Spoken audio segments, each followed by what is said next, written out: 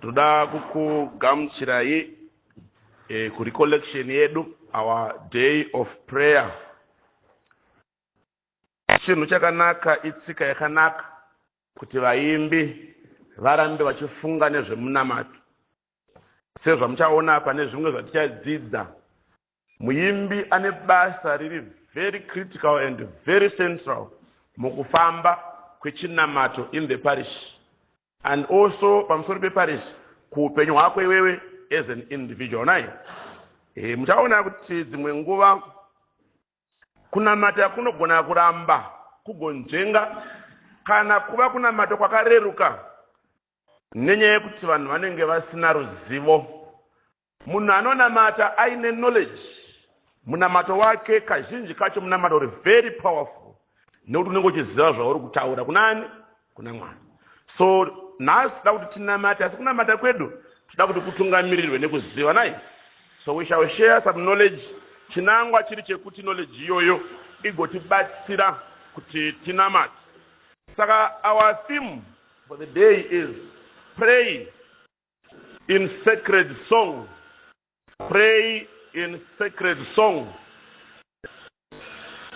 Amadzadiwa tine basa rekupa sacred song nzvimbo yainokodzera mukati morupenyu rwechechi, rupenyu rwekirike. Vamwe muri kuzviziva, zvimwe tichaonesana. Sacred song kazhinji kacho mazuva ano tiri kutamba nayo, tiri kuita zvatinoda nechinhu chinonzi sacred song. Vamwe hatitomboona musiyano pakati paMwari ngaarumbidzwe nazvakanaka zvakadaro. Hatione chi? Yes, it's music. We are talking here of sacred music, sacred song. Toda kuti nhasi tigosara tagadzika sacred music, sacred song panzvimbo painokodzera. Tizive kuti whenever we are using this music, tiri kuitei. And then pamusoro pazvo, we also want to try and uncover the wealth iri mu-sacred music. Mune upfumi husingatauriki huri mu-sacred music. Kurasikirwa kukuru kunesu makatolike maRoma, tikatadza kunosvika paupfumi huri mu-music yedu. Mumwe musi ndakati ndichigerwa, munhu aindigera haasi muRoma, asi akadzidza secondary school yake pachikoro cheRoma. Ndombaziva kuti panapa ndiri kugera mupriste. Akandigera achiita zvekunonoka kusvika kuma 25 minutes ndichana zvake, ndichingoimbirwa nziyo dzeRoma. Akamunokazera aka Roma yakaoma vakomana. Roma mumaroma makakomborewa. Iye hasi mwe anoziva zviri kupi. Isusu vanyana tiriko drama zvedu nesacred music yedu. Saka takutiedza kuti batsirane ipapapa. Tiziva kuti whenever we are talking of sacred music, nyaya hombe ndeyekunamata. Vazhinji takaisa joy and entertainment as the main thing yatinofana kuwana mu-sacred music. That's very, very, very, very wrong. Saka mana toda kuisiya yapa chinzvimbo chayo, isusu tigone kuona upfumi huri mu-sacred music yedu. So amadzadiwa tinamati pese patinoimba. If you are a chorister and you are singing but you are not praying, then there's something very, very wrong. Nekuimba kwani? Nekuimba kwako. There's something very, very, very wrong. Nekuimba kwako. Otoona kuti pane dzimwe nziyo dzinokombozwa nemakomboza edu. Mumwe mubvunzo waunozvibvunza ndewekuti munhu anonamata ero. Neimwe nziyo inenge yakadi haina kana sense of prayer zvachose. There is no solemnness, hapana, there is no reverence. Haimbofa yakanongedzera kuprayer so. Ndiri kuti whenever we sing, ndichiziva kuti this is sacred song, this is sacred music, the end result should be prayer. Ndo patinofana kusara tiri papa. Vakajeka kana mukaimba musinganamati zvakafanana, endai munoimbira ku night club, nekuti it will be a complete waste of time. Hapana zvatinenge tichita ipapa. Pray in sacred song. Naika, pray in sacred music. We want to pray. Chatiri kuda kuona kunamata Every chorister should be prayerful. Kana zvinhu zvese zvakaenzana, every chorister, muimbi wese anofanira kunge ari munamati. Every chorister should be prayerful. There is nothing like a Catholic chorister who is not prayerful. Hausi. Amen. If you are Catholic and you understand this, so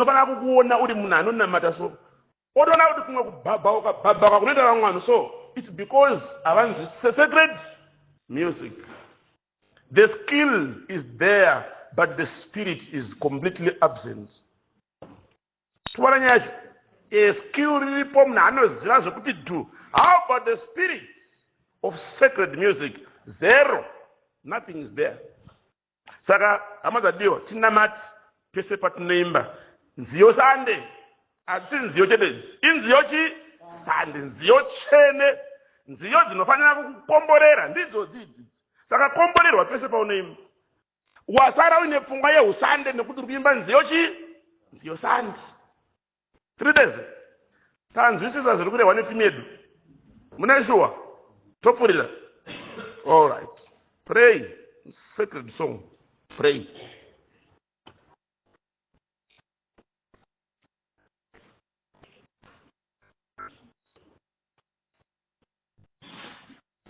Right. Timbo dzidza kuti church inotaura kuti kudii. Kana uri muchechi yeRoma, haikona kungoita zvinhu zvemusoro wako. Naika? But I think in my opinion, hazvishande muchechi yeRoma izvozvo. What does the church say? Ndo patinotangira ipapo. Nekuti church inonzi the magisterium, the teaching authority of the church. Vakadzidzisa kuti kudii, ndo patinotangira isusu. Saka isusu maona tida kutaura nezve sacred music. Ndizvo.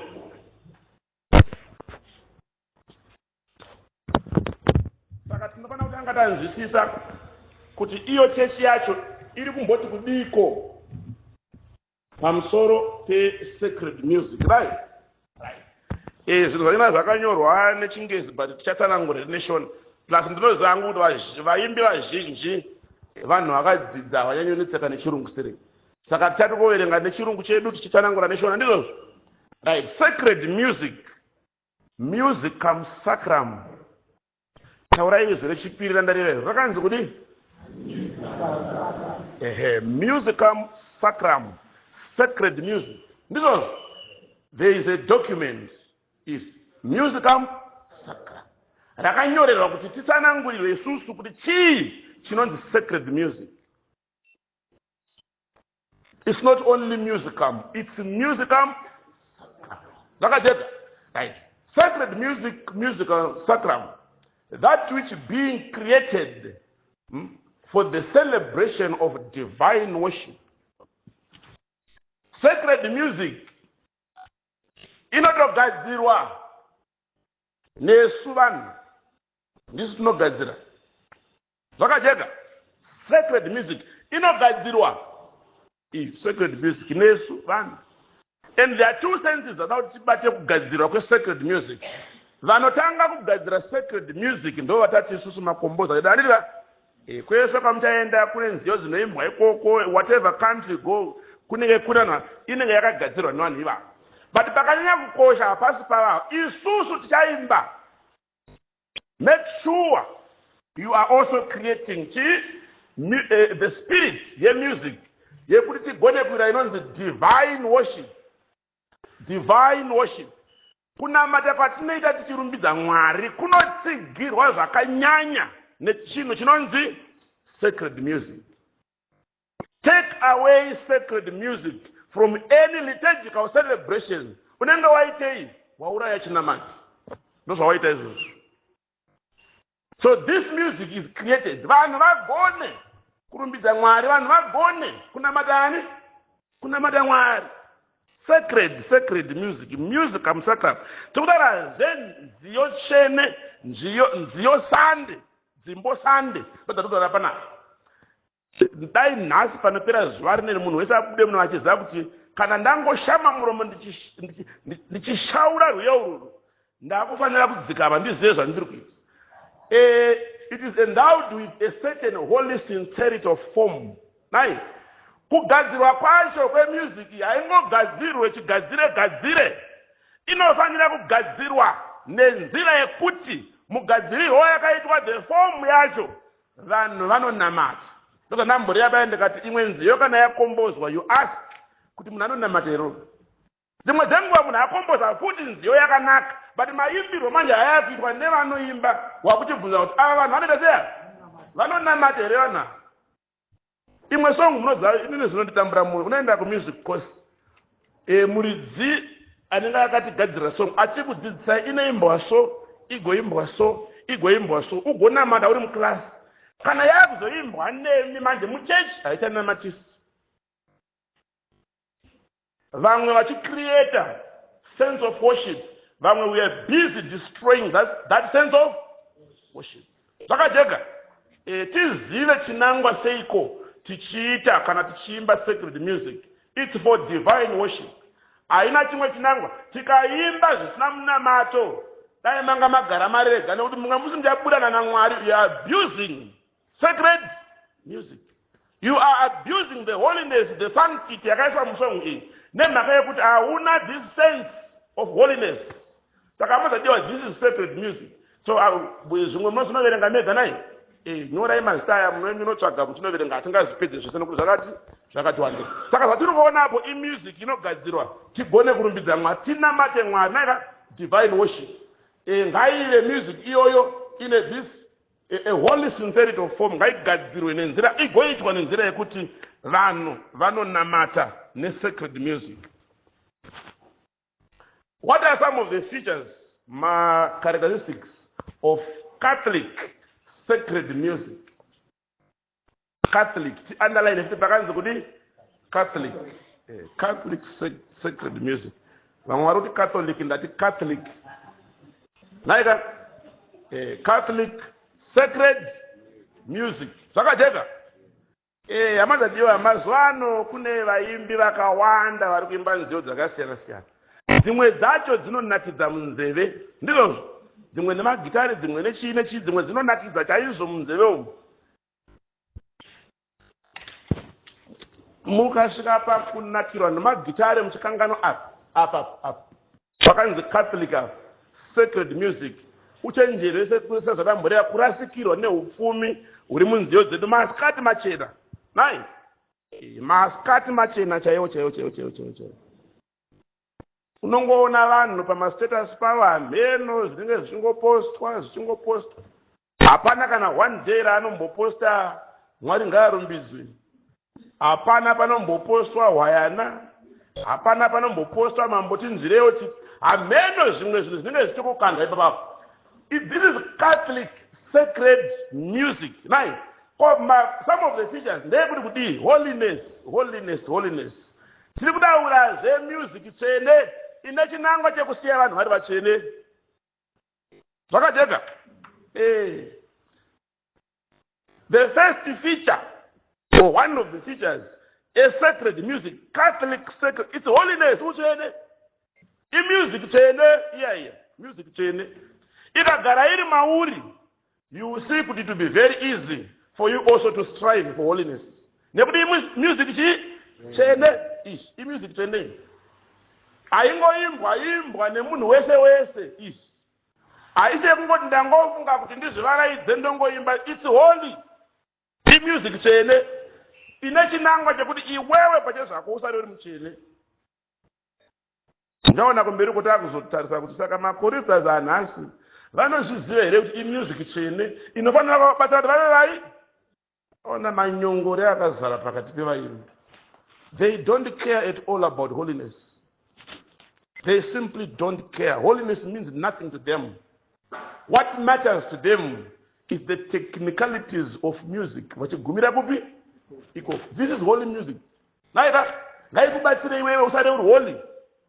Saipo ndichienda kukwaya, ndida kwavarira kwa munhu mutsvene. Hadidi? Saipo ndichigadzira kwaya, sina kuti kwaya yedu ibatsire vanhu vave vatsvene. Ndobasa rekwaya. Kana kwaya yedu ikatadza kuti vanhu vave vatsvene, ikatadza kugadzira vanhu kuti vave vasande, hapana zvatiri kuita. Tingoriwo chimwe chimusic group hameno chekupi chekuseruko. nekuti sacred music, Catholic sacred music, holiness up iyo pachene zvayo itsvene. Anenge aigamuchira anofanira kusara ariwo kuti chii, ari mutsvene. Sikunzwanana. I hope you are going to be challenged by this. Makagara muno ndati kumwe kunamata kunozotsvedza, kunopotseka, kunoramba kana munhu asina knowledge. And after today handisi kutarisira kuti munhu anenge asina knowledge. Naika holiness issue, utsvene. Vaimbi ivai vanhu vatsvene, ivai vanhu vakarurama. Manizwa? Vaimbi ivai vanhu vakadi kwete zvenyu zvekuti mumaparishi munhu munonyanya kuzivikanwa nehunyang'anya. Handiti ka muchinetsa zvekunetsa zviya, parishi wawangoenda as a priest, vanhu vanonyanya kunetsa muno mundanani ndinhingira anda nezve ari kukwaya. What is that? That is nonsense. It means kuimba kwako kwese kwauti hausaziva kuti, because this is holy music, and iwewe unofanira kusara uri at least have something of holiness in you kana uchiimba this kind of music. Musanyanye kuimba nemuromo kana muchiimba music iyi. Chimbodzidzai kuimba nemoyo. Shamai muromo apa moyo wakavharika. Zvoshanda chii, zvobatsirei? Shama kudai sekungeta wabati muromo moyo wakavharika complete. Asi zvinoshanda. Imi matrainers kubva nhasi udzai vanhu kuti vhurai moyo kuti kushama muromo. So this is holy music. Because vanhu vaimbi ngavave holy. Zvakajeka. Solemnness. Handiti solemnness. Music yedu yechikatolike haifanire kuita zvekubhabhauka. Sikunzwanana. I-Catholic sacred music chikatolike naika chinziyo chene pane usande panobhabhaukwa, panofariswa. Saka chi ndopa unoona vaya vemaenda kumusic course kwamusana 1 AM 2 AM vanhu vachiimba. Mino renga unenge uchizvinzwa kuti some 2-3 km vanhu vachiimba ikoko kwenziyo dzechechi. Apa hwawa huri apa.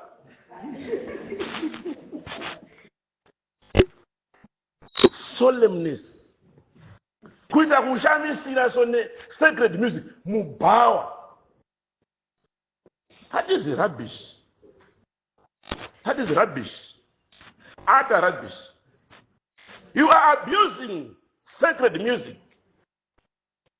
Kana manga madhakwa madi kupedzera kunana ningiwa vana japreza nana wingi magumira ikoko. Mambosiyana nezvinhu zvitsvenezvi. Mweya weruzivo unokubata kana wadhakwa unoita kuti utange kuimba nziyo tsvene. Unonzani mweya iwe? Solemnness. Naika solemnness. Chero tiri mumisa umu. Atiti ngatireke kutange zvigure kana tiri mumisa. Fani kana ngomaridziro akuda ngoma nafana makabva hauna mate chinhu, hauna mate. Mumwe musoro kuti chimbosiyai ngoma timboimba pasina. Pamwe tingangona mate. Solemnness. My features, a Catholic sacred music. Let it be solemn. I will talk more about Nyema competition na manje. Ndo mangwa kuti uraira chi solemnness. Pambokandwa kwezi volume radzorwa rimwe ra suppress razvoitwa sei. Ndozi mweya rinopinda naro mumisa iroro. And hapasisina solemnness yemusic. Hapasisina zvacho pasina. Ngatichataura nezvemakomberi ngatimbosiya zvakadaro. Solemnness. Reverence. Handika almost the same. Reverence. Catholic sacred music inofanira kukusiya uri munhu anonzwa kuda kungovonga, kuita worship, kuda kunamata. Inofanira kukusiya une reverence. Handiti? Reverence. Nziyo dzedu ngadzitibatsire kuti tisare tine this reverence. Ngazi create that atmosphere yekuti ndinofanira kuti fana kunamata. Kana uri muimbi chero zvanga zvichinetsa kunamata musi woyo ukatsvaga kambo 1 ukakaimba paunopedza unofanira kusara wamumudi yeprayer. Kubara nyashi unofanira kusara wamumudi yeprayer. Reverence. Do music yedu. Haisi music yese isi there to promote reverence, devotion, and religious oriented. Music yedu yo Catholic sacred music.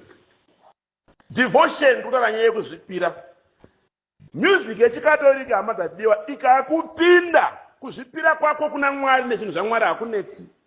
Enda umirire kutumwa kuchiitira Mwari shandirani kana yakupinda. Inokusiya une that sense of devotion. Nekuti chekutanga chazvipa kuna ivo Mwari kuti Mwari ka whenever I'm singing izvi ndiri kuzviitira inini Mwari izvi. Devotion.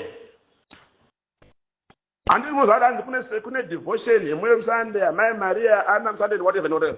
Music pachezvayo ngaikubatsire kuti uve ne-devotion or ngaitova devotion pachezvayo music. Ikubatsire kuzvipa kunani? Kuna Mwari. Lord, this is how I'm devoting myself to you. Devotion.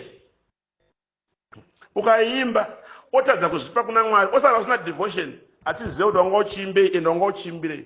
Nai, religious oriented ine chinangwa chakananga ikoko kuzvinhu zviri religious, zvinhu zvechitendero, to boost our faith, to strengthen our faith, to enrich our faith. Ndo basi remusic. Chitendero chako hamadadiwa chitendero chako chinogona kuitwa chitendero chisvinu kana uchigona kudi kuimba uchizaza uri kuita. Kupana nyazi. Chitendero chacho kunzi mutendero unondoumbika kuda mutendero akanaka nenyaya yemusic ichi kana uchizaza unenge uchidi chiti. So in this devotion and religious orientation to it. So another feature of Catholic sacred music, it is liturgical. It is liturgical. Tinoishandisa paya patinonamata takaungana nai. More who follow on liturgy. Tinoishandisa paya patinonamata takaungana. Saka music yedu haifanire kuva offensive. Maika haifanire kuva empty. Nekuti it's there for liturgy. Ngaibatsire vanhu vakaungana kuti vasare vachidi, vasare vachinamata. Handiti? Zvakafanira kuti tinenge tiri kana parufu, usually pamarufu ndo magatherings atinosangana nevamwe machechi akasiyana siyana. Imba ine nzira yekuti kana mapedza kuimba vamwe vanga vasiri maroma vatonamatawo pamamuchidi pamanga muchiimba ipo paya. Handiti? Ngaibatsire everyone present to pray. It is also what biblical. Inoramba ichitibatanidza neBhayibheri. Ndosaka isingangonhongwe from anywhere. Ndizvozvo. Pane Bhayibheri, pane magwaro machena anenge akaaprovwa nechechi. We take our music from there and therefore it is biblical. Ndizvova? Contextual. Music yedu yakanakira kuti it covers so many areas of our lives. Ndakamboda kuedza kutsvaga kuti pane here chinhu chingaitike muupenyu hwangu chisingagone kubatwa nemusic yatinemba muchechi. Hapana kana one. Everything zvoitika muupenyu hwako ukazipa nguva yekugara pasi uchinyatsodonongora sacred music. Every situation is a song to it. Inogona kuibatsira. Every situation. Kana makambosangana nezvinhu zvinorema muupenyu, makambosangana nazvo. Mutazivisa zvandiri kutaura kana ndichiti contextual. Zvaika? Pazvanga zvaoma ndichazive ndodii. Mwari ngarumbidzwe. Apa uri Mwari ngarumbidzwe. Apa zvakaita zvakapress. Unoti murumbidze zveshuwa. Rimwe genga ranga richiplana plotting your death. Andika, but you just sing that song. You remain a human being. Oramba uri mwana waMwari. Auchabva panzvimbo nekuda kwezvawasangana nazvo kana zvakakutarisa. All the dangers anenga, you always find a song. Anditi? Zvaitika zvezvo kuti panapa ndazopererwa ongoimba. Anditi? Ndicharamba ndichifara. Unofunga wapedza ukaimba kambe kako, you remain the same. If you know what you are doing, music yedu it covers my context akasiyana siyana yeupenyu wani yeupenyu wedu. Zvakajeka. Ani muri kuona how rich our music is. Saka ngaidzidzwe inzwisiswe kuti igone kutibatsira isusu.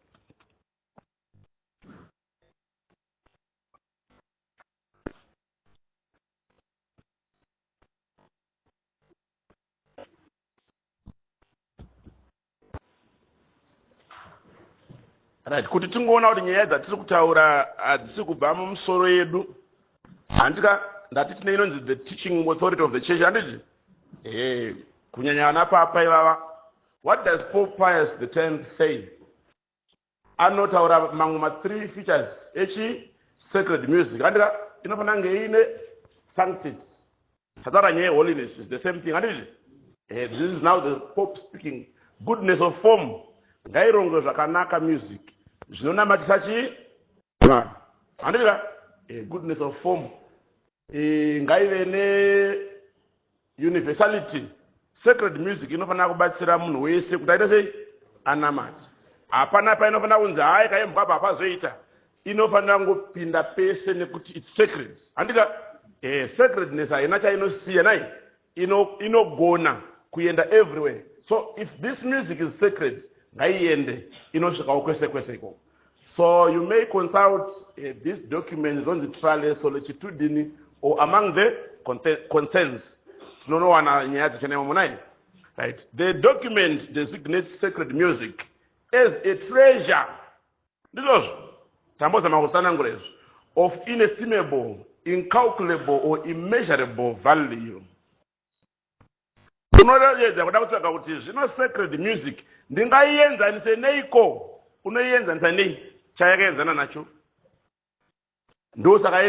It's a treasure of immeasurable value for the church. Church ingadai isiri pairi nhasi dai yanga isina music. Chararamisa church kuti isvike pairi nhasi yapfuura nemunguva dzakasiyana siyana, matambudziko akasiyana siyana, mifaro yakasiyana siyana. Chaida kuti ienjoy up to today church inyaya music. Mukaverenga upenyu hwevasande, handika my lives of my saints edu, vazhinji vavo muchaona kuti pazvainge zvavaomera dzimwe dzenguva vavo nemadhauts ada kurasa mwoyo, vaita sei? Vaimba mubhaibheri chaimo chaimo, vapostori vajesu vakandwa mujeri. Chinhu chekutanga chaipinda musoro mavo, ngatimbe nziyo nai. Saka music yedu amazadiwa, it's a treasure yekuti hapana chandogona kuichenzanisa nayo pano pasi. Isusu ndo patinoienzanisa nemusic yemastreets. Iye chinzi it's a treasure of immeasurable value. Ine chinzvimbo chayo chekuti nothing can compete this music.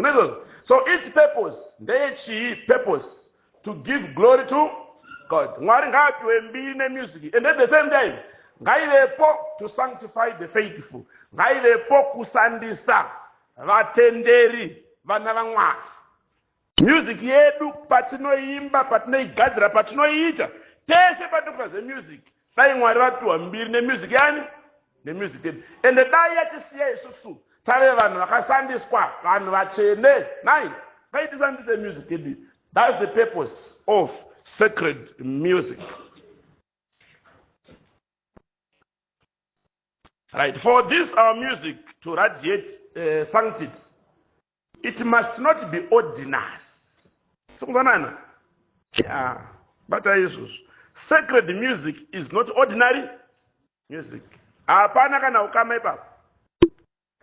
Sacred music is not ordinary. It should not sound the everyday kind of music. And it's not ordinary. It should not sound the everyday kind of music. Please, keep our sacred music holy. Keep it holy. Musaishibise. Musatambe nayo. Musaishandise sinisane basi. And it, when you use this music to attack each other. Kana manetana na fata mparishi munoshaura songo kuti.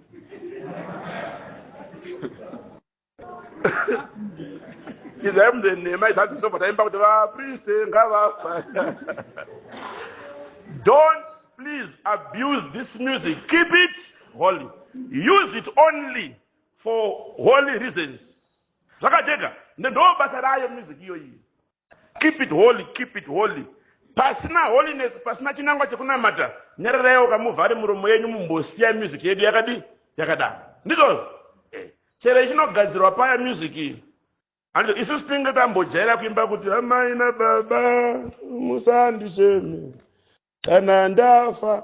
Ndozotanga kuimba imwe nziyo kuchechi kuti ndiringoimba kuti amai nababa. Asi chinzi sacred music.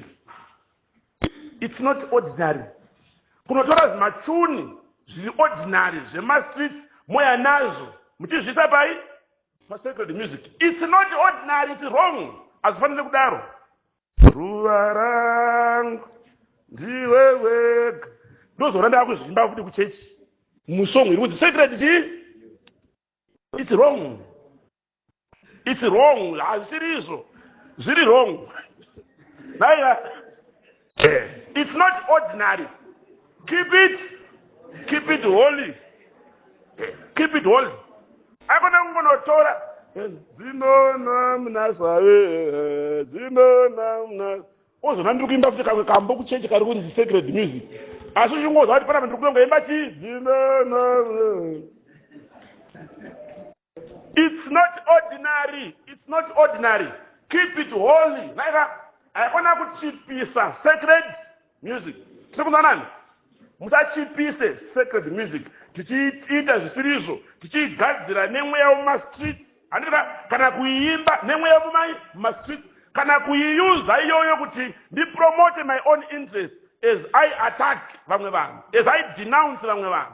It's wrong. Hazvisiri izvo. Zvakaipa izvozvo. It's holy music. So please don't profane musicum sacrum. Sacred music. Don't profane it. Musangorese sacred music. Pamwe pacho nachero mukaimba muri kungoimba zvenyu but chinangwa chenyu chiri kunghoresa music iyi. Chiri wrong chinangwa. Muri kugona sereke kuimba asi chinangwa chenyu chiri very wrong. Saka munonghoresa sacred music by approaching it with a wrong attitude, wrong spirit. People, don't profane sacred music. Don't profane musicum sacrum. Ndinokumbirawo apa batai apa. Kadikidiki kungodzi keep it holy but kabatai kakakosha. Kana ndauti irambe ine chirevo mukunamata kwedu muchechi medu. Sacred music is for divine worship. Tambozitaura kaizvo? It's for divine worship. Sacred music is to be considered the more holy in proportion as it is more closely connected with the liturgical action. Tataura nyeli ndijandika? Tirimo muliturgy imomo. Say it was considered more holy. Nenya yekuti up. It adds delight to prayer. Neither sacred music adds delight to prayer. Inongo kupaso kamwe ka spirit. Mwenza ndwanza kufarira kushandisa ndeuyu. Tikati panapa ngatina matendo tirimbona kuti munogonera muna mato wacho. Baba vedu muri kudenga. Tinotogona kuita kusvika tapedza. Tinenge tanamata. Mati? Tinenge tanamata here? Munenge marisaitaka? Munenge manamata? Nemusina? Oh. Saka pese pamunoita munamato yomumisa kuti baba vedu muri kudenga hamusi kunamata. Tinenge tanamata. Maika vaimbi? Tinenge tanamata. Asiwo zvikazonzi baba vedu muri kudenga. Zvichiri zvakafanana. Sacred music is this aspect of adding delight to prayer. Pandato namata baba vedu muri kudenga itori prayer but inogona kuleka kachi ka delighters. Tikunzwisisa ipapo? Saka kana toimba ngatizive kuti tida kuti munamato wedu upenye. We want our prayer to shine. Naika, we want our prayer to come alive.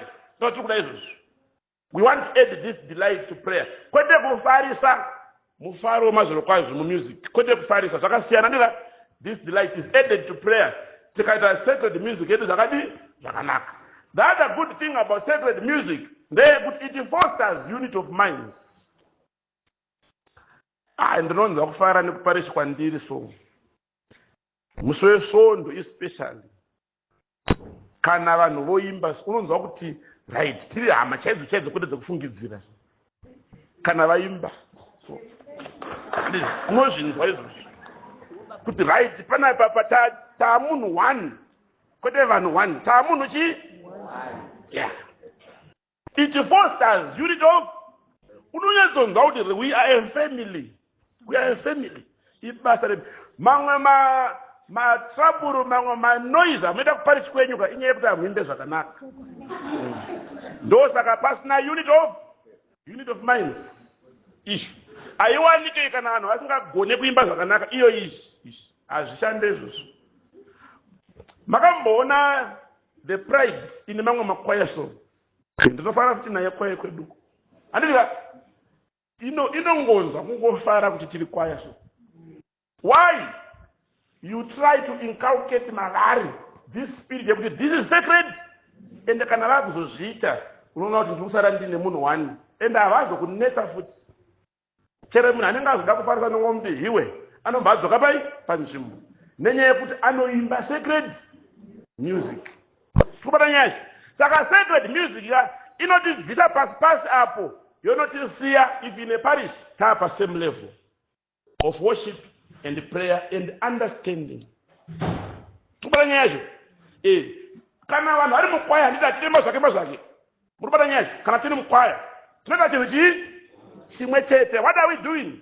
Unit of that very thing would be recognizable, visible muparish. Tikagona kuita kuimba kwakanaka tinonosiyiwa taya pachinzvimbo chimwe chete chekuziva kuti muparishi muno mubasa redu nderekunamata kwete zvekusara tichinongedzerana kuti chingotukana kana hasirizvo izvi ngatiishandisei inotisiya tine unit of it also confers greater solemnity upon the sacred rites. Ndizvozvo pese padati tiri kunamata paya pai kana pakazenge panzi paimbwa rangarire kuti feature one of the features yes sacred music that is what solemnness or this solemnity andika saka inowedzera ka solemnness tinogona kutoita masi edu takanyarara imisa and haina chakamboshota but when we sing what are we doing? We are conferring a greater solemnness to our celebrations. Zvakajeka tichiri kutsanangura mafeatures esacred music ndati kumwe kunamata kunonzvenga nenyaya yekuti vanhu vanenge vasina ruzivo. Batai zvinhu zvitibatsire kunamata maika tizive zvekuita kana tiri mumaparishi nemumakwaya munai. Right, let's talk about music, Jesus and the Bible. Music, Jesus and the Bible. Yedu music ndati Catholic sacred music painonobva soka pakasiyana nepanobva zvimwe zvese inofanira kupiwa chinzvimbo chainokodzera sekumborera kwandaita. Haisi ordinary music, haisi music yemumastreets andika handeti mbonoona kuti music, Jesus and the Bible. We have Jesus together with his disciples singing at the close or at the end of the Last Supper. Jesu chaivo vaimba mufungezve Jesu vaunotevera iwewe uchinzi uri mukristu kristu wacho aiimba. Mubvunzo muimbiro wako newakristu wakafanana here? Muimbiro wako manje iwewe newani? Newakristu zvakafanana here? Zvinangwa zvakristu achiimba nezvinangwa zvako iwewe zvakadii? Zvakafanana here? Jesu pachakaitoimba Jesu mavhesi munoverenga andika Matthew 26 verse 30 and then Mark 14 verse 26 munoverenga. Saka maitirwo aiitwa these celebrations are when people would gather for fellowship and then they would eat, have supper. The leader with celebration aishaura rwiyo naika and then everyone else would respond. Kana vatikatoudzwa kuti pakaimbwa apa what it means is akatoshaura ndiani? Jesu akashaura vamwe vese vachizodaireka. Ndizvozvo zvekuti kana tikazenge tanyatsodzidza zvakanaka nyaya dzemusic Mwari ngaarumbidzwe mumasi inoshaurwa nani? Nemupristi ndiye anoshaura. Mwari ngaarumbidzwe. Ndo the proper thing naika kungoti munenge muine vamwewo zvavo vanozonetseka pamwe adidira ozongokupai mvumo yekuti ichishaurai munofanira kuzongodaira chete. That's the proper thing. Ndo maitikiro azvaiti azvaitai. That's the tradition andidira. Saka ndiri kuti Jesu pachezvavo vaiimba. Kana Jesu vaiimba kuti vazvibatanidze nababa vafadze baba vavo, who are you not to sing? Jesu ane zvaaita kuti afadze baba akatosiyani pamienzaniso. Ndo zvimwe zvaaita kufadza baba kuimba izvi. Kana wada kufadza Mwari imbirani? Imbira Mwari. Handiti? Yeah, it's nice, it's good, it's beautiful. Kuimbirani? Kuimbira Mwari. Ngatiimbirei Mwari wedu naika. The Bible presents the Israelites as a singing community. Pangoita chakati vakabva vazoimba. Chakati vakabva vazodii? Vakabva vazoimba. Vayambuka paya vaponesa vabva vaimba. Kwauya mweya wakaipa vabva vaimba. Kusvikira pagadzirwa bhuku renziyo, the Psalms. It was a singing community. My Israelites, a singing community. And who is the new Israel? This. We should also be a singing community. We should be a singing community. Why am I stressing a community? Pamwe pachona ndinoziva kuti vanhu vanonetsa maparishi mavadi zvekuimba, but isusu vachona vanenge vakomborerwa naMwari tikazvifarira tikazvida, let's try kusvika patinogona kuedza kuti community yese parishi yese iite sei iimbe. Ndizvozvo ndakangozvibvunza gore ratabva ndichiti tiri kuimba zviri kufamba, but hatizi tese tiri kuimba muparishi. Saka kubva mangwana Sunday iyoyi techitodzidzisa set piece mumisa, just before mass munhu wese arimo, chero ukasazoenda pastage song uri kuita sei, and nemavariation acho uchange uchaziva futi. Koisusu tinoda kuita zvinodiwa nechechi ndizvozvo, a singing what? Singing community. Mukada kuti rega tinonoke tisvike vapedza kuimba totanga nemisi, tozopedzisira nekuimba, unosvikira pakuimba futi. Ndiri kuti ngatichagei nzira dzekuti titraye kuti the parish community ive a singing what? A singing community. Zvakajeka. Saka pese pavaiungana kuti vanamate vaIsrael vaibva vaimba, munogona kuverenga zvinhu zvakaitika pana Exodus 15 verse 1, and then maPsalms in general sekureva kwataita for different occasions. Panotori nemaPsalms aya ndezvakati aya ndezvakati aya ndezvakati. Handiti zvanhamboda zvazva kuti music yedu yemuchikatolike inongori the same sense yemaPsalms to cover macontext akasiyana siyana. Zvakajeka. Let's try kuti at the end of the day we have singing communities, singing parish communities. Ndizvozvo. Paul teaches Christians to use music when they gather.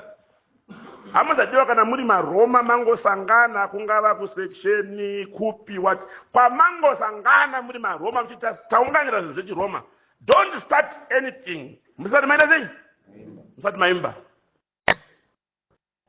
Kusvikira vaya vanenge vaenda vachero makuhwa tangai vamboimba murivo, kuti kana moda kuti makuhwa enyu muromo unoramba kuvhurika.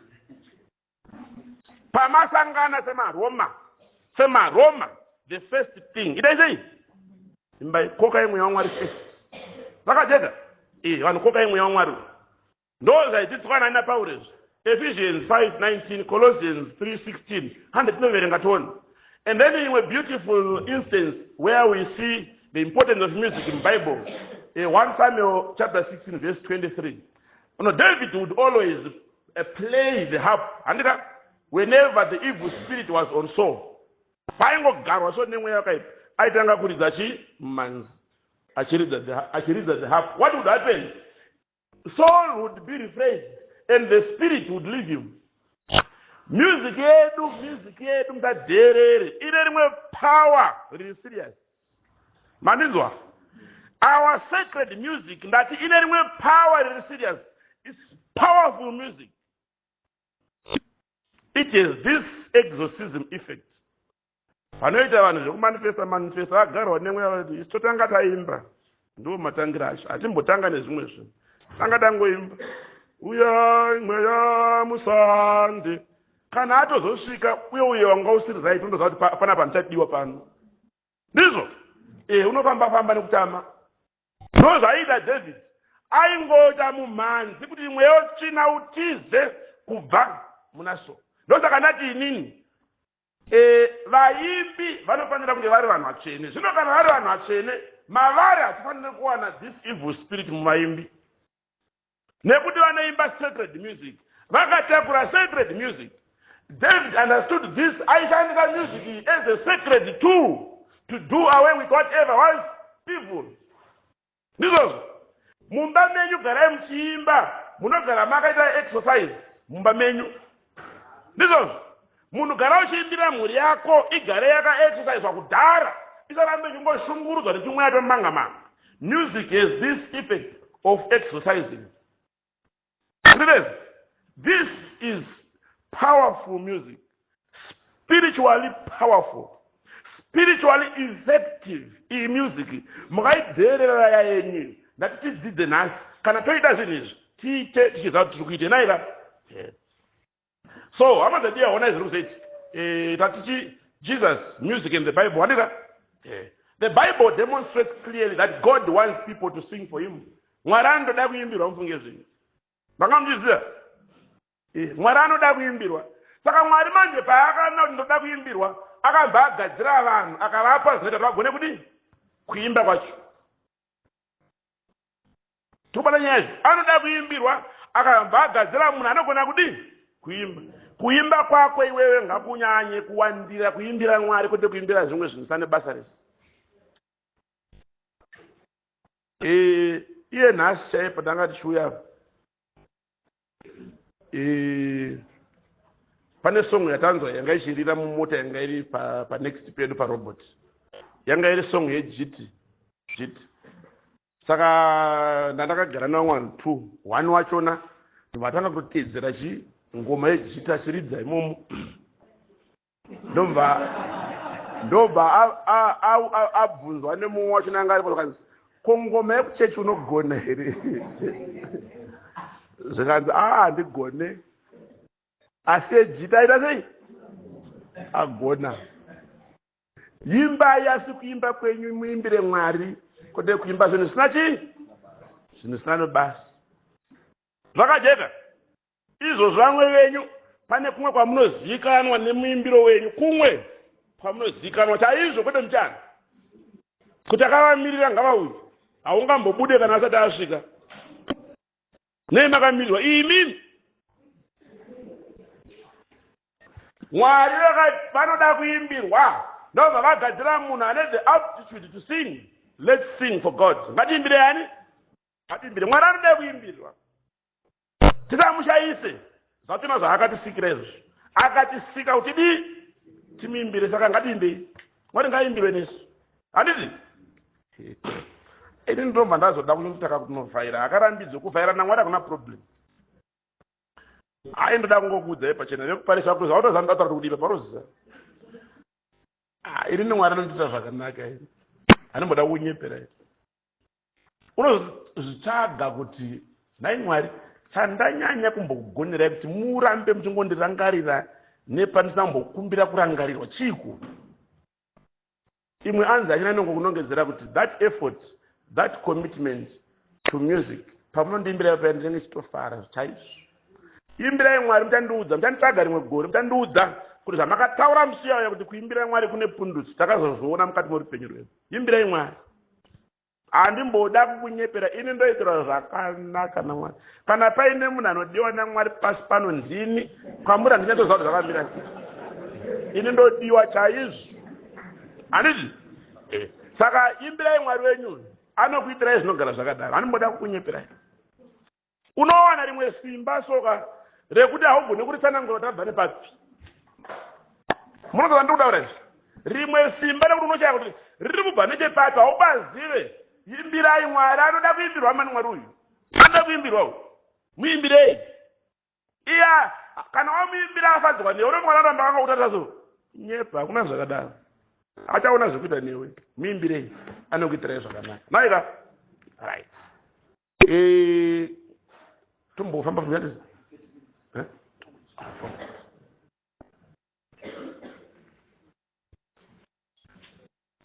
prayer.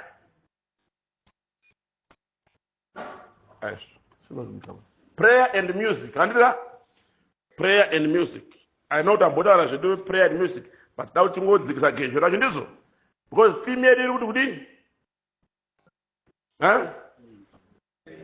pray in sacred song. Another pray in sacred song. So I don't want to prayer and music. Sunday Augustine. Mungwe Sunday akajanya kukomborerwa naMwari munyaya yekutsanangura zvinhu kuti vamwe vanzwisise naika. Augustine Msandi akati to sing is to pray twice. Why is singing praying twice? Why? Nekuti, you are no longer only reciting. There is an effort, a beautiful effort you are adding to that recitation. So you are now praying twice. Is as the effort is, Baba wedu muri kudenga stari. Hapana effort nombodiwa. It's very almost ordinary. And can also imba. There's a beautiful effort that you are adding to this, which you could recite.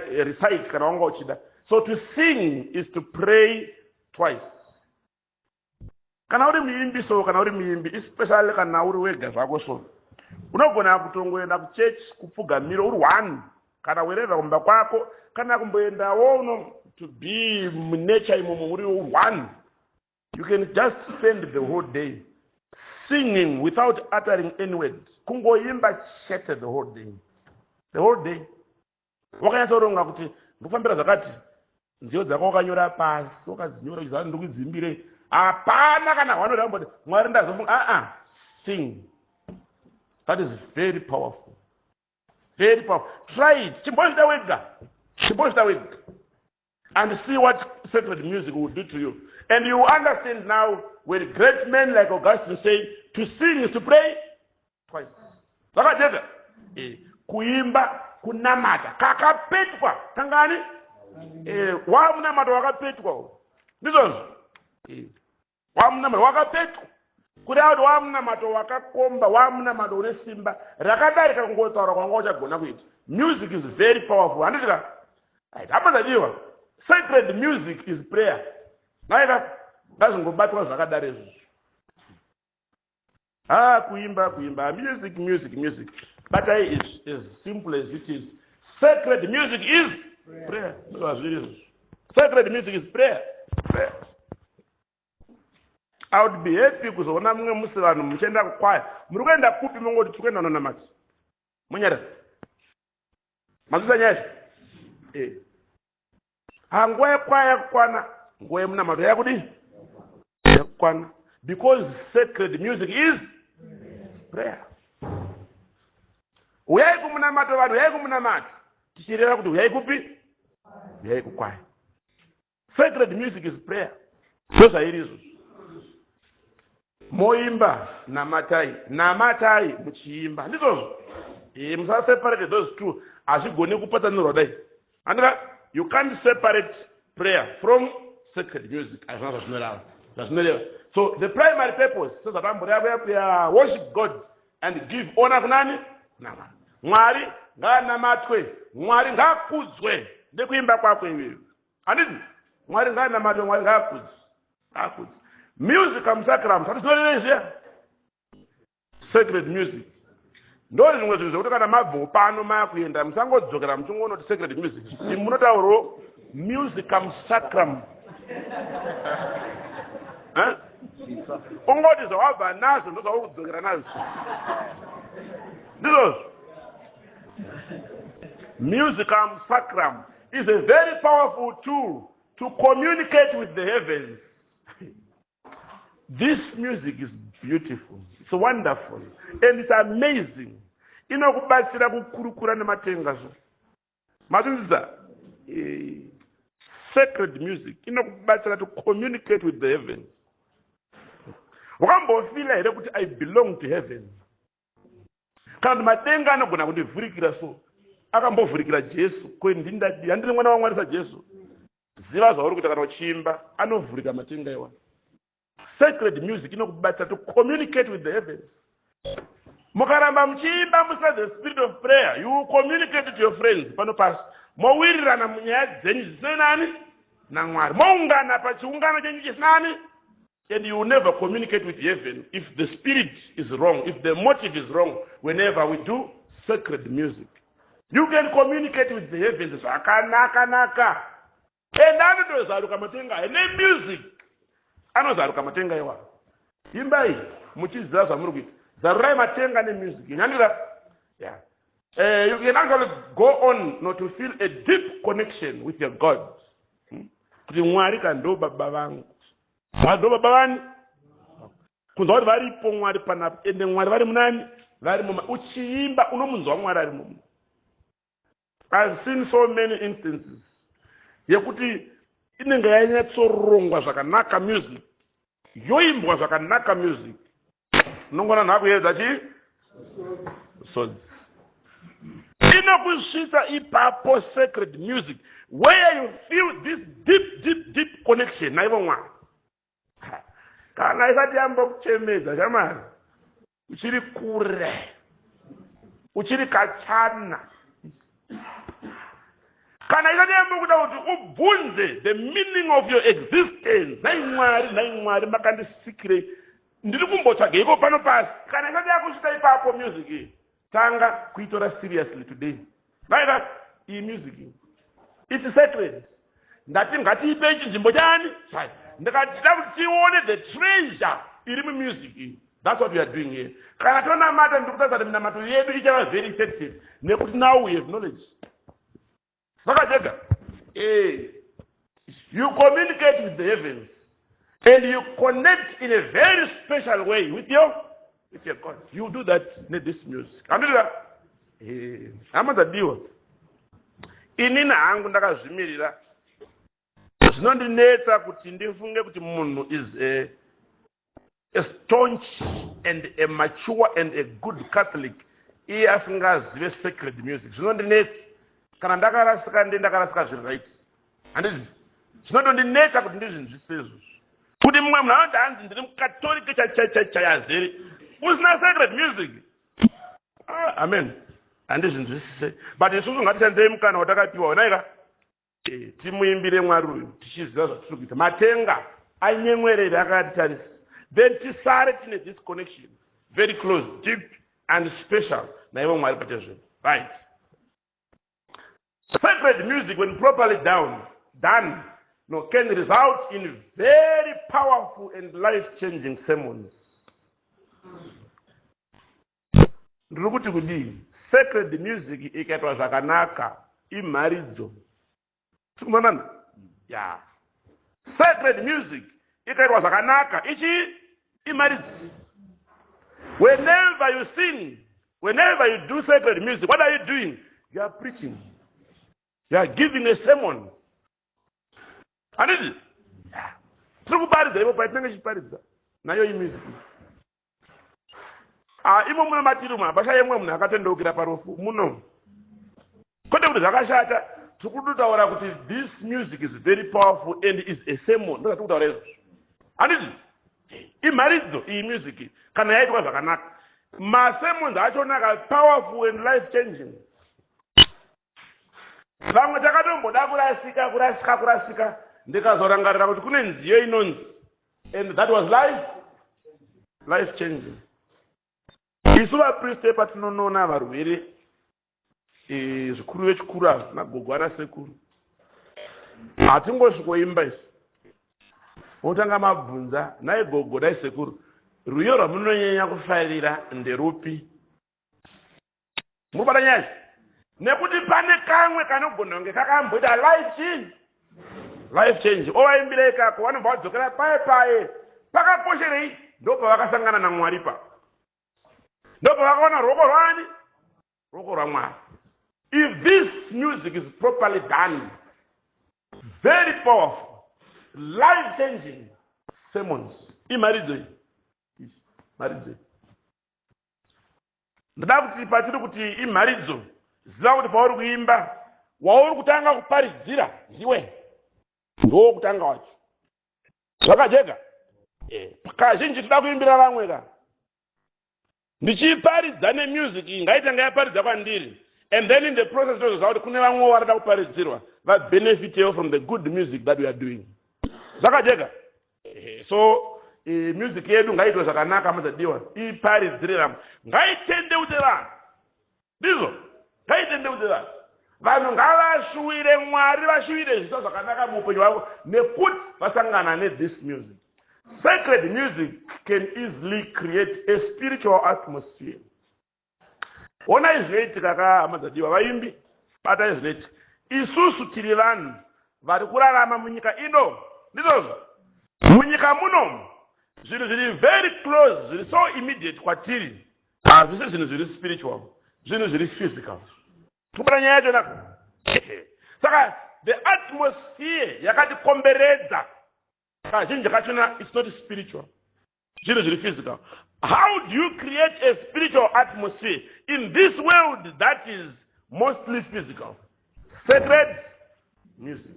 Unozvigadzirira that atmosphere ne-sacred music. Ukagara in a physical, a material atmosphere for a long time, usambokoka Mwari, ungwarire kumedzwa nenyika yacho. Kubaranyaji.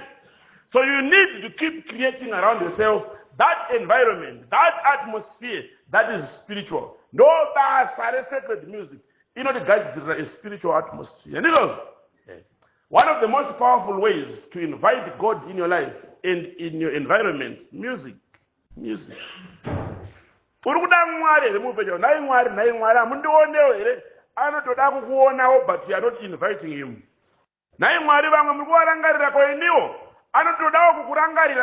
inviting him. There are many ways of inviting God, but one of the most powerful ways to invite God, sacred. And I know ya kana muchida henyu chimbouyayo muupenyu hwangu vanongodai vachiti ndinoda ngazvitwe kunewe sekureva kwawadi. Invite him. We need to kugara iwewe as an individual uchida kuti ndakazvigadzira panga spiritual atmosphere kekuti whatever is ungodly chinofana kupera simba kana kutya kutaura kana kuita zvisina umwari pedyo nani neni. Tichinopinda mudzimba dzedu ngamuve ne spiritual atmosphere, ngamugare muchiimbwa mumba imomo. Handiti maplaylist munawo nziyo dzipi? Maplaylist enyu munawo? Mumba menyu mamunogara mamunobva munoridzwa music ipi? Music inoridzwa mumba menyu ndeipi? Amene arongoshedzera kuti hanzi zviri wrong zvekugara musina sacred music.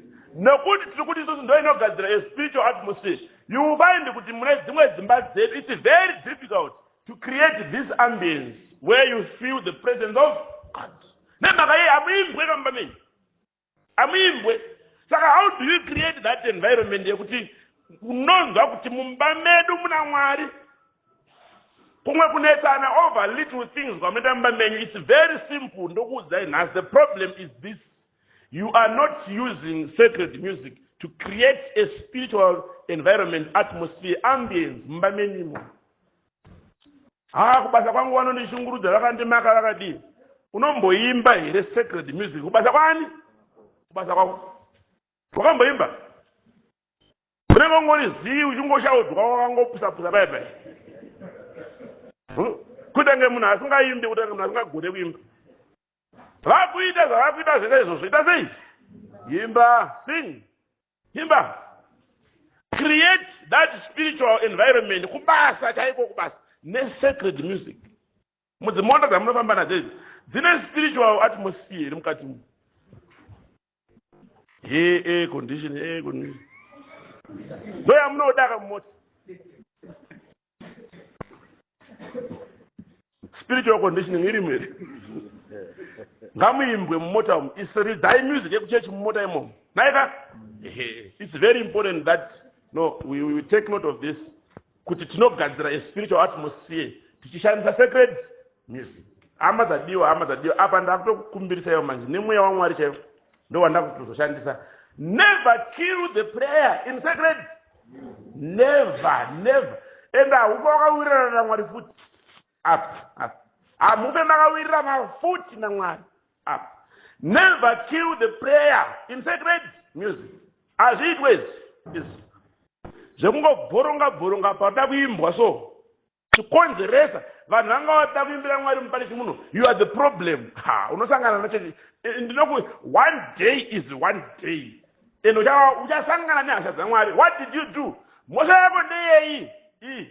You killed the prayer in sacred music. Ndokubva twasara muparishi tine mechanical music, mundane music, worldly music, secular music muchechi, which is fit only for entertainment. Ndanopindira ndicha kuparishi yakati ndekunoimbwa wena zvekuti munamate kana zvekuti mujambe. vakabvisa kare vakauraya prayer musacred music nekuti iwowo hauna kukwana ndo kwaunofarireko kuri worldly kuri mechanical mundane music kwako kunoimbwa zvakanaka nakazvionamatisa haudi ona munhu every month anenge achingochinja parish adai mubhaibheri mune anonzi vanotsanangura nyaya inonzi religious prostitution inonzi religious prostitution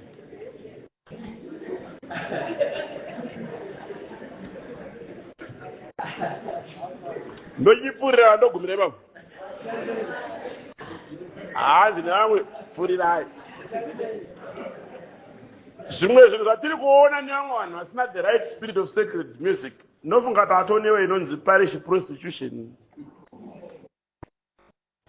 hauna kwaunobelonga hauna kwako kwawaenda chiunokonzeresa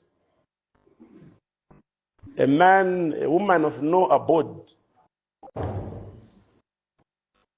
tine vamwe vanhu vari kutiurayira sacred music. Please never kill the prayer instead pray in sacred music, in sacred song.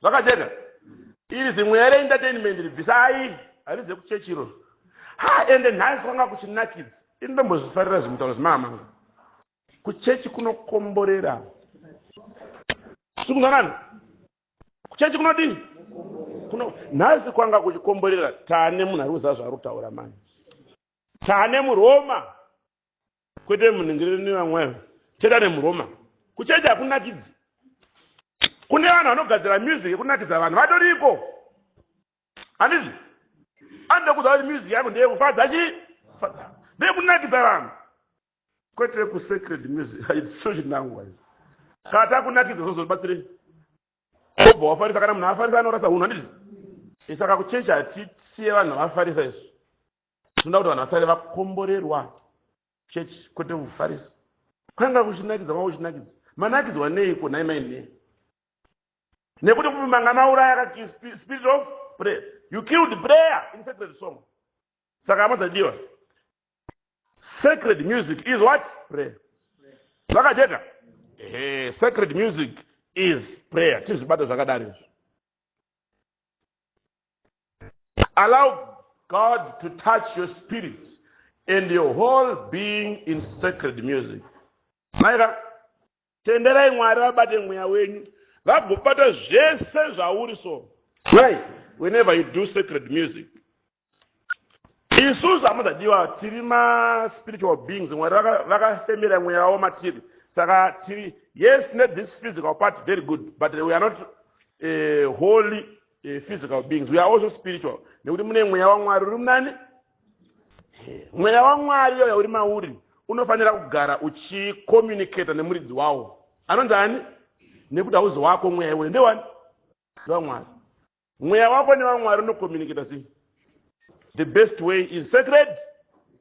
Allow God to touch your spirit and your whole being in sacred music. Vakajeka allow God to do that. Ngavabate mweya wako vagobata upenyu hwako vabate zvese zvinotsanangura iwewe in sacred music. Right. So I then thought that we need to examine and evaluate the value of sacred music competitions. If at all this phrase means anything, sacred music competition. Takambo compete here paucheni.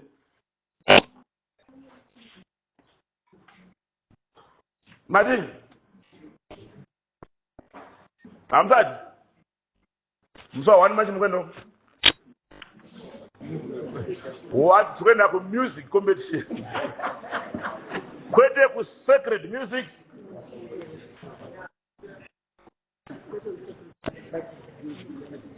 Isusu chedu kukupa ichi ruzivo. Ande imberi tipe vanhu kudya kwechi kwenzeve kushata kana kuita sei tapira zvanizvo zvenyizvo indakuudzai kuti handei tinoita examine and evaluate the value of sacred music competitions. Are we promoting the right spirit, yes, sacred music when we compete? Are we promoting prayer? Oh, we are killing prayer. Massacre of prayer in competitions. Genocide. Ndangotaurawo amenoti zvakambobva nepi ende nyika dzandafamba dzese sofa dzandafamba naika imimi kana mabva pano munoti vati vakaenda nyika dzese inini ndichiti dzandakadai hakuna imwe nyika yandati ndaona inokombita ichishandisa sacred music. Amenoti ndisipiri ahead here handinyatsonzwisisa kungotaurawo zvangu semunhu ari kungopfuura unaiwa.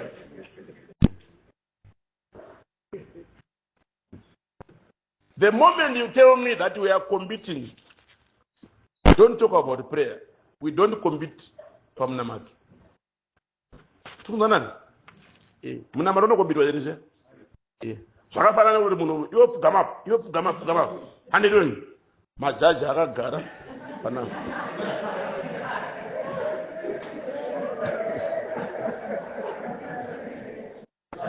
Uyagona ashandisa izwi rekuti aniziya mamunzwera achiti shalom.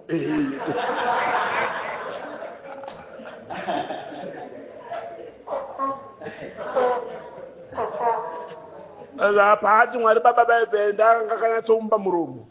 Vanhu vakapfugama chinamata. That's what we are doing. Ndozvatiri kuita isusu. Mubvunzo. Are we promoting prayer? Or we are eliminating, annihilating prayer completely mu music yedu? Munongati imwe song yataita nzi own choice. Taita zataita pastage bye tozonzi nemunoimba mumisa. Mweya wekustage wewe nawo mumisa. Kwanditi takaigona tikawina. Tinoda kutowina futi muchechi macho.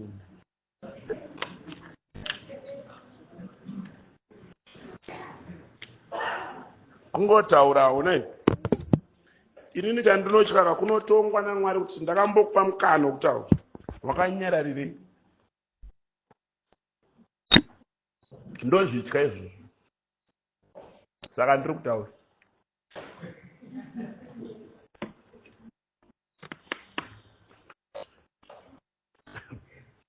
Tichaidzokera mai manje zvedu nyaya iyoyo tozodzika nayo nokuti neuyanga hwakawanda tichaidzokera mai manje. Yes, it's good for the technical prowess. Kuti music music. Andika ipapo yakanaka zvishoma. Nokuti vamwe nyimbo munoti kwemimi munouya wani.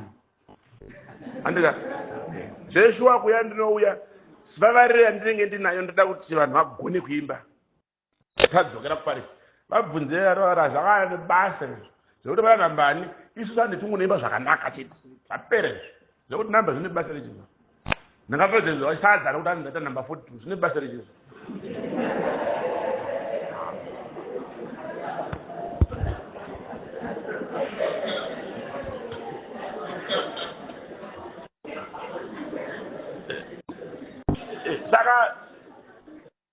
Saka this practice yatinayo in our diocese, and now we are talking of the whole nation. Andika, it's good per issue technical. Andika, but it's a big risk now. Andika, nekuti yakuita secularize sacred music, and we are abusing sacred music. That's what we are doing. We are abusing sacred music. Manga muripo panonzi heritage. Maiona zvaito. Nofunga Mwari ina kana anga akatarisa kandosha kuti achiona zvaitika pastage.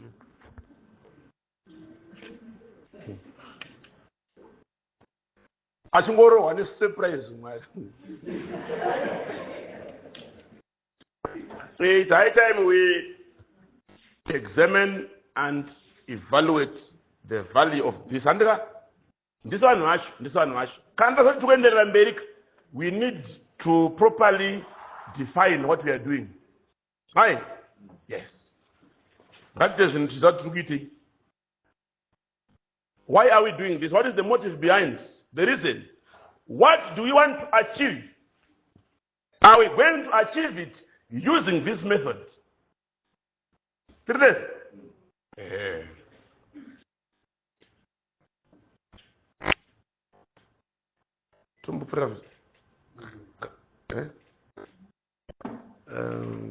Alright, ayo.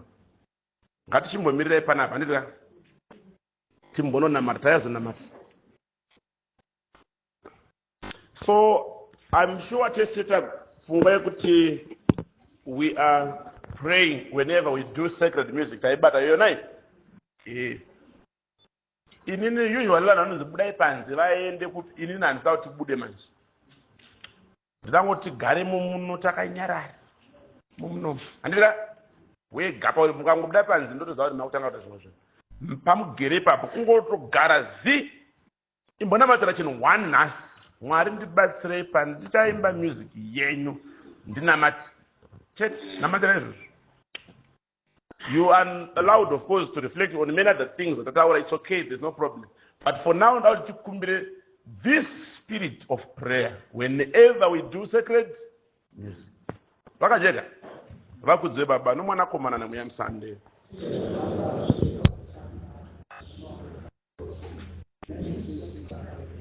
Msara baba, no mwana komana na muya msande.